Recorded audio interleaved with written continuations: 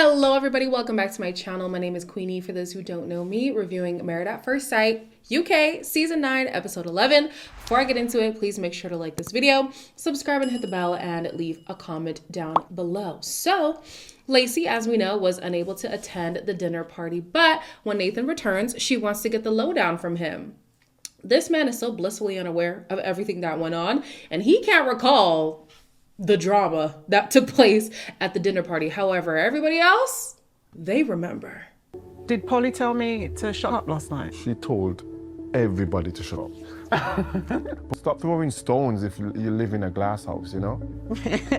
To me, it sounded like you just completely swerved the question. And I was just annoyed. I'd read it wrong. And then you was like, that's not what I asked you. I definitely seen a different side to Polly last night. I could say that it's not helping the attraction with Polly acting that kind of way. After last night, I feel like we've took a step back again. Polly was definitely out of line if you ask me, but if you ask her, she doesn't think that she did anything wrong. Now, she did apologize with the way that she spoke to Charlie, but in regards to how she spoke to Adam, she still thinks that she was just trying to say it in a way for him to understand, but he's perceiving it as she was trying to talk down on him, kind of make him look stupid, which I perceived it the same way. And I wasn't even on the receiving end, so I understand where Adam is coming from. He decides to choose peace. He's not going to make an issue of it, so that's fine. Another husband who chooses peace is Alex. He decided to put his beef with Holly aside. He buys her a gift. They decide that they're just going to focus on the good. They say that when they are alone, they can really, work out the kinks of their communication, which is funny to me because the last fight actually happened when they were alone, but that's besides the point, okay? Then we have Emma and Casper. Emma at the dinner party did say that if Casper was ready to have sex, although she's not in a place for it to happen right now, but if eventually he was down for it, she would be down as well. Now she's saying that she has actually lost respect for Casper because of the way that he's handled this whole thing. Some of the things that he has said to her, she really doesn't appreciate. So I wonder how that's going to go. She was open to exploring a physical connection, but now her guard is back up, and I don't blame her. I would not want to deal with Casper at this point either. So we're going to fast forward to the commitment ceremony. First on the couch is Christina and Kieran. Some of the questions that you sent were needed. You're referring to the Ask Me Anything task? Yeah. It's quite hard for me sometimes to voice how I'm feeling. As much as he likes to say that he is okay, actually he is saying no. You matter too. No, I know, but I just care. And I don't want to cause problems for people. So in the first few episodes, I initially thought that the problem was going to be Christina, in the sense that because she's just so happy-go-lucky, she's accepting everything that Kieran throws at her, maybe she's saving face, but it turns out that it's Kieran who is doing that. He has a history of being seen as a burden, so he doesn't want to let people see his flaws or let people feel bad for him, so he would rather put on a mask to disguise that he is actually hurt. He's encouraged by the experts and by Christina to be true to himself, to not suppress himself just for the sake of making his partner happy. Like, it has to be a mutual exchange. He encourages Christina to stop with the self-doubt, and the experts co-sign on that as well. She's been saying, I know I'm nasty to deal with. I know I can be a burden. I know I can be a lot. And we have yet to see that because she just shows the cameras the happy, yay, yay, everything is great side of her. So I think they both have a tendency to mask their feelings with laughter and comedy and just keeping things light, but it's important to be able to peel back from that and to actually get down to the nitty-gritty. So I wonder why Christina self-doubts herself so much and why she overthinks and tends to spiral, especially because she says that Kieran has been a stellar partner. He's been a great support system. And I wonder why for him, well, actually with him, I think I can understand it more because she is so vulnerable. He might feel like he needs to be the rock in the relationship, but he also needs somebody who has his back as well. Either way, things are going great for them. They both decide to stay. Next is Adam and Polly. Adam straight up lied. Okay? He is asked to re-answer the friend zone question, and if you ask me, this is a lie. I feel like to prevent us from staying in the friend zone, I feel like we need to flirt a bit more. I don't look into Polly's eyes and think I really want to kiss you. Let's just call it what it is. You're not physically attracted to your wife. and you haven't been. It's nothing on you, it's me. Well, you just rejected her. So she's going to feel rejected. Do you want to shag her? Yeah, I would, but I just don't want to hurt her, so I'm not going to do it again until I know it's right. I don't believe for 1 second that Adam needs Polly to flirt with him more for him to build that attraction for her. Absolutely not. I think if she did do that, it would push him away even more. And what blows my mind is every time you see them, maybe it's like a B-roll section or whatever, she's latched onto him. She'll either be leaning on him or she has her arm around him or she's, linking arms with him. And I'm thinking to myself, like, what's going on? Because if he really did struggle this much with physical affection and showing her that he's into her on a deeper level than just his words, why does he let her be so full on? And she's like, well, I do flirt and it hasn't done anything. I actually believe her because she is all over him and it hasn't changed anything for him. So yeah, Adam, no, sorry, definitely not buying it at all. I think what could change is who she is. I think if she was a different person, if he had a different bride, then maybe there would be potential. I cannot wait for them to do the ranking task. I don't know why they haven't done it. Maybe they've scrapped it, but if they do it, I'm so intrigued to know who is actually on his list. Who does he actually want to be with? I want to know with Casper as well. Who of the other brides does he find more attractive? So anyways, he basically says he is allowing, or he would allow Polly to explore her options if given the opportunity, but that's not how this process works. She says that she feels like she's just some kind of trade-off wife, and yeah, it sucks. It definitely does suck, but he's willing to let her explore her options because he doesn't consider her as an option for him. Then Mel, I don't know what Mel has been on this season, but Mel is just, she asked straight up, do you want to shag her, yes or no?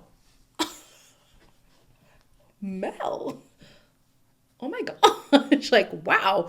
Adam says yes, but he doesn't want to do that because he doesn't want to lead her on. I'm actually not surprised that he said yes. There are some men out here who all they need is a hole and a pulse, and even the pulse can be debatable sometimes. So they should not have sex. They should not have sex. It's just going to make Polly think that there is more to the situation than there actually is.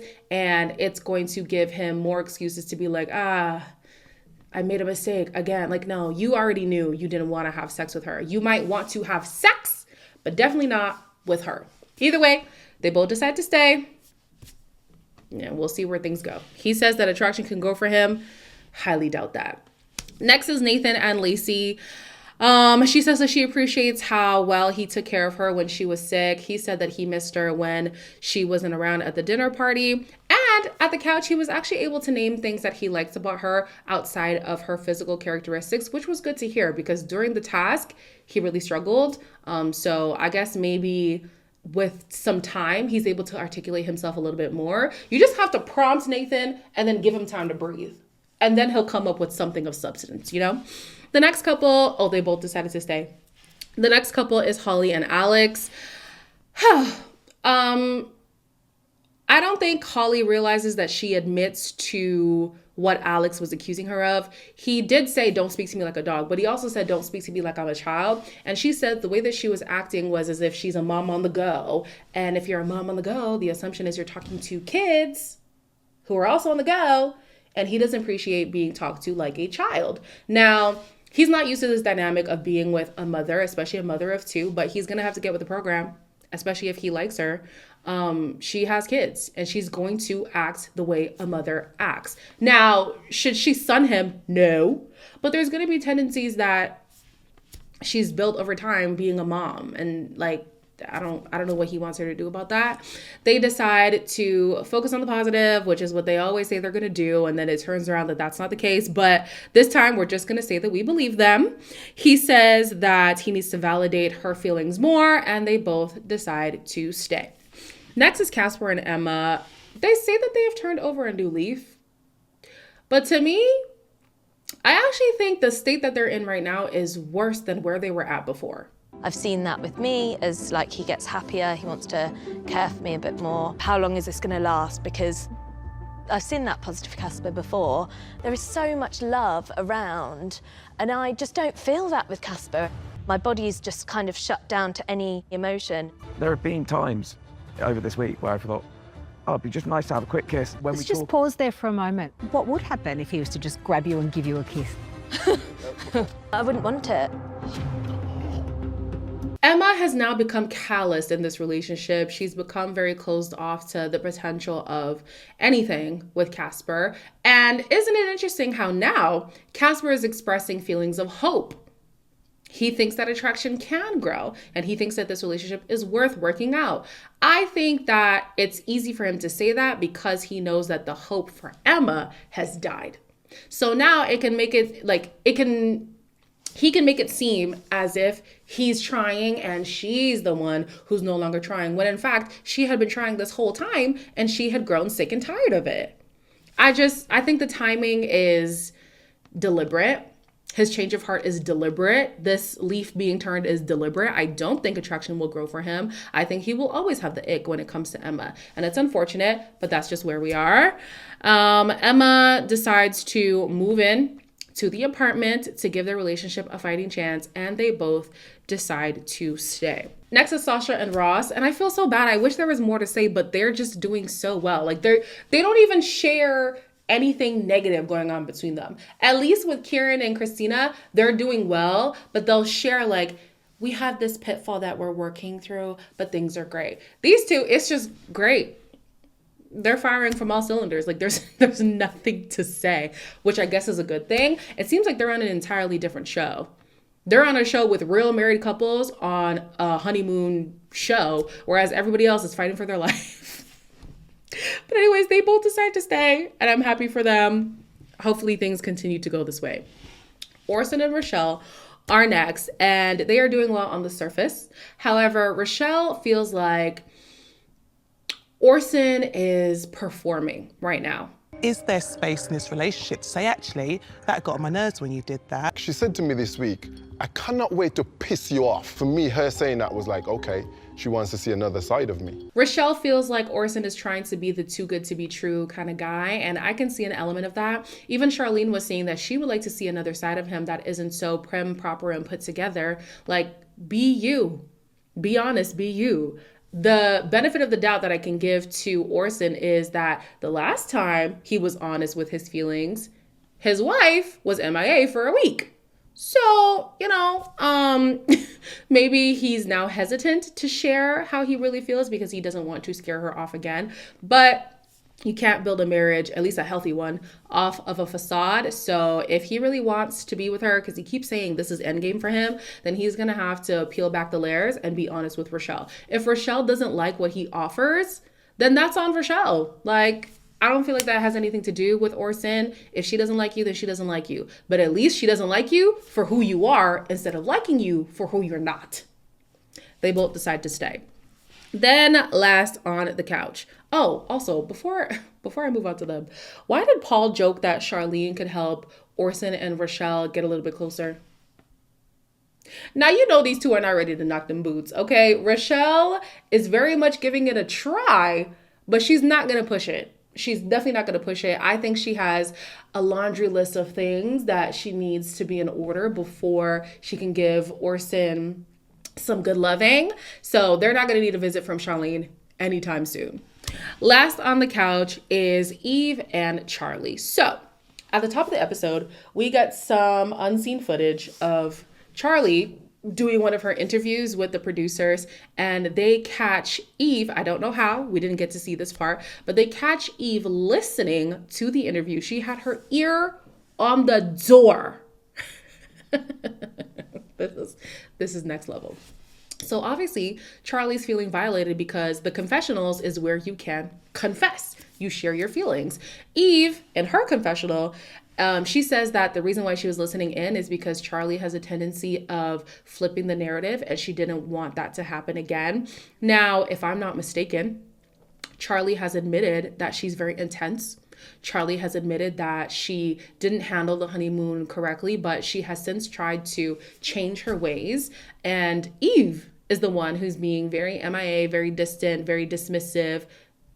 Sounds like the narrative is correct to me. I don't think the narrative is being spun at all. But anyways, Eve has clearly not been putting in a good effort in this relationship, and the experts call her out on exactly that. I was trying my best to talk myself into writing something, but I wanted to be genuine. With her just refusing to do the task, we're just staying in the same place again. You are not giving this experiment any bit of fairness at all now. I know. Trying is action. Where's the action of the try? 1 second. You went into my safe space, you put your ear against the door in my interview. That's not true. Right. Oh my God, I'm lying again. Someone please. With respect, you've lied on the couch today. We are aware of what's going on here, Charlie. I was convinced that the experts were going to go easy on Eve just because we've seen Eve get sympathy whenever she starts to cry. I think this session right now was the quickest she had turned on the waterworks. And I'm like, oh my gosh, like, I do understand she's hurt, but I think she's weaponizing her emotions at this point. If you ask me, that's what I believe, okay? With Eve, she's stuck on the honeymoon, and I guess whatever Charlie did was just so egregious that she can't work past it. Eve is just not willing to trust her. She's not willing to work on things. She'll say she is, but she hasn't been living with her. She hasn't been allowing Charlie to let out a well-rounded thought before she has an interruption, and then they start to argue. Like, they don't actually sit down and have a proper conversation. So you might think that you're trying, but your actions are showing that you're not. The experts say, well, when it comes to you listening in, you're lying. We have the footage. You're lying. I'm glad they did that. They also say she being Eve, would rather find validation in her friends than she would in her partner. And that she's being duplicitous because to Charlie, she'll say one thing, but to the other people, she'll say something else. So which reality is true? If anyone is spinning the narrative, it's you. Eve finally admits that at the end of the day, she just can't trust Charlie. And this is the most honest thing that Eve has said up until this point. This is the most honest thing she said all season. So she says that she's at her wit's end. She has nothing else to give, so she decides to leave. Charlie says that she refuses to give her all to somebody who won't do the same, so she decides to leave. I am so happy. I thought for sure Charlie was going to try for one more week, but it seems her intimate space being invaded by Eve was enough for her to say, you know what? I'm out of this. If they were going to go for one more week, I was going to look at the experts like, y'all are really letting this slide? Really? Y'all need to shut it down. Because, was that a different... Brad and Shona, was that UK or was that Australia? Anyways, there was another couple where one person was being very clearly mentally abusive. And I know when people hear abuse, they just want to fight. But stonewalling somebody, not letting them get a word in, gaslighting them. It's a form of mental abuse. Like, it is. It's not extreme, but it is a slippery slope. So, yeah, I think these two made the best decision in leaving the process. Charlie says that she wishes the other ladies got to know her for who she really is instead of who Eve has painted her out to be. She even got a hug from Polly. Polly was like, there's still time for us to get to know each other. Polly, back up. Okay? You had your chance. You squandered it. Go away. Like, please leave us alone. In the next episode, it's going to be the in-laws week. And we get a new couple. Now, I don't know if this is going to be the only new addition because typically they just add in, do they add in 2 or 4 new couples at once? Either way, they add in new couples at one time. So to introduce a new couple so early and only one of them, I wonder what's going on. It seems like this man is a charmer and we've got another performer on our hands. That's exciting. We'll see how that goes. As always, like, comment, share, and subscribe, and I'll see you in the next one.